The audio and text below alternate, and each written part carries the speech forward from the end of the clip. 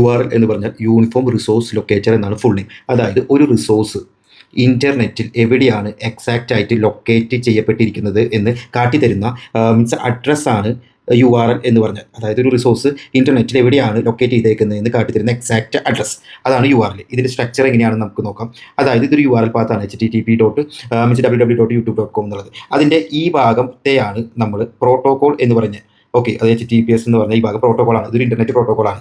Okay, ഇതിൻ്റെ next ഈ .com വരെയുള്ള ഈ ഭാഗത്തെയാണ് നമ്മൾ ഡൊമൈൻ നെയിം എന്ന് പറഞ്ഞത്. അതായത് വെബ്സൈറ്റിൻ്റെ ഡൊമൈൻ നെയിം എന്ന് പറഞ്ഞ സെക്ഷനാണത്.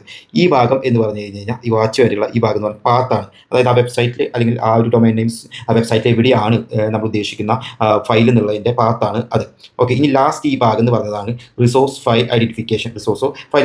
അതായത് നമ്മളുടെ ഫയൽ വീഡിയോ ആണോ ഓഡിയോ ആണോ ഇമേജ് ആണോ എന്ന് സൂചിപ്പിക്കുന്ന ഇൻഡിക്കേഷനാണ് ഈ ലാസ്റ്റത്തെ ഈ ഭാഗത്തുള്ളത്. അതുപോലെയുള്ള സൈബർ സെക്യൂരിറ്റി ടിപ്സ് ആൻഡ് ടോപ്പിക്സിനായിട്ട് നമ്മുടെ ചാനൽ എല്ലാവരും സബ്സ്ക്രൈബ് ചെയ്യുക.